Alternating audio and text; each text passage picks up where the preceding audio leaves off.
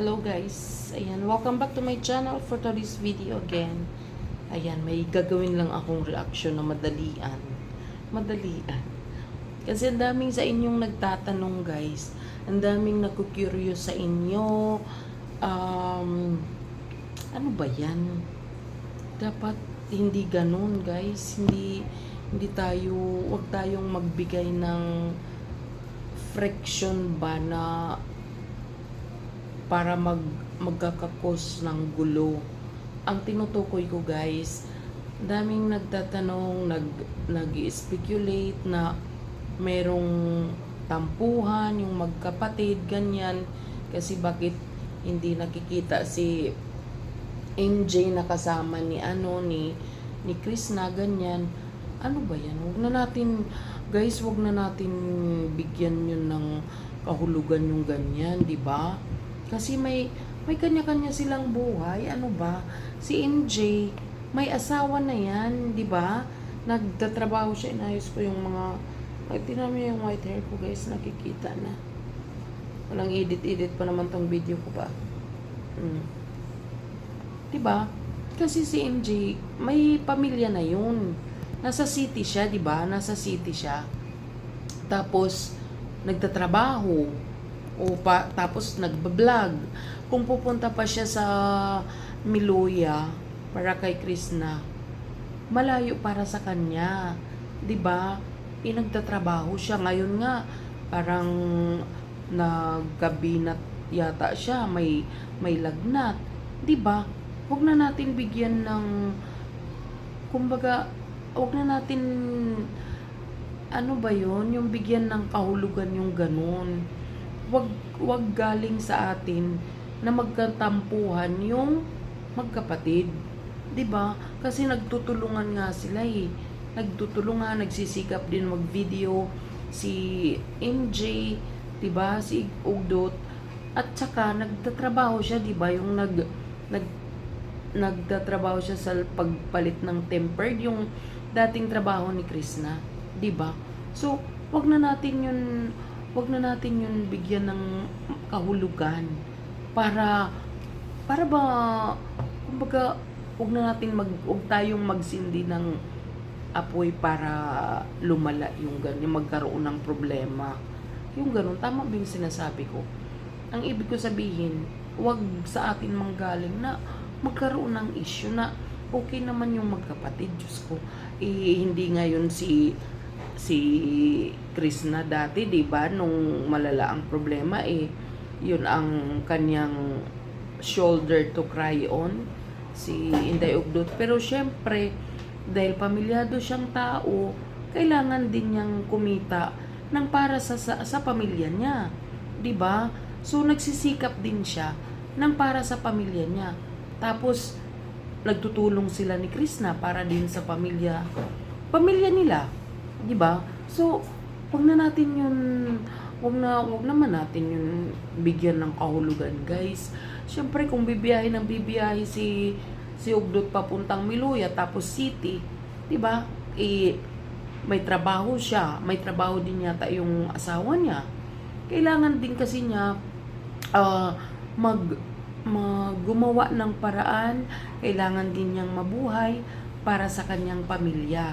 Hindi naman kailangan na lagi siyang nakadikit kay Krishna, 'di ba? Kailangan kasi, sabi ko nga, may sarili siyang pamilya. Si Krishna dalaga at saka malayo siya kay Krishna. 'Di ba? Okay yung magkapatid. Nakita nyo naman yun nung pumunta birthday ba yun ng mama niya? 'Di ba pumunta si Inday Ugdot doon sa farm ni Krishna? 'Di ba? So, kayo naman, hindi lang nakikita na magkasama yung dalawa binibigyan nyo na ng kahulugan. Syempre noon, wala pang trabaho si Inday Ugdot, pero syempre naano din naman siya kung lagi din sila magkasama, ganyan. Bibigyan ni Krishna, syempre yung ibibigyan ni Krishna, yung iaano na lang niya sa kanyang pamilya, kaya nagsikap din siya na magkaroon siya ng sariling trabaho. Kasi pamilyado na yung tao. Oo. Natural pag pamilyado yung tao, kailangan mo din magsikap para sa sarili mo, para sa pamilya mo. Kaya nga binilhan nyo ni ni Krishna ng phone para maano siya, makapag-vlog siya ng sarili niya, para maganda yung reception ng kanyang vlog, 'di ba? Napanood niyo naman 'yun, 'di ba? Talagang provide ni Krishna ng tawag dito ng cellphone para mas maganda yung kanyang pagbablog, at tinuruan din niya mag-vlog para may sarili din siyang kita. Yung mga ganong bagay, dapat hindi na natin yan binibigyan ng kahulugan, di ba? Kasi yung dalawa close sila, at saka silang magkakapatid ay mga close sila, di ba? Ang atin lang, suportahan natin sila pareho. Kasi pareho sila nangangailangan, kumbaga pareho silang may mga dream sa buhay. 'Di ba? Hindi natin 'yan bibigyan ng issue. Tayo pa talaga magbibigay ng issue sa kanila. Na dapat tayo nga ang nagsusupport, 'di ba? Para sa kanilang dalawa, para sa pamilya nila. Kaya hindi na natin kailangan na ano ba 'yan? Wag na yung mga ganun, guys. Ang pansinin nyo yung mga basher, yung mga naninira. Kasi nakita ko doon sa ni Inday Ugdot, ang daming mga tanong. Ano ba yan?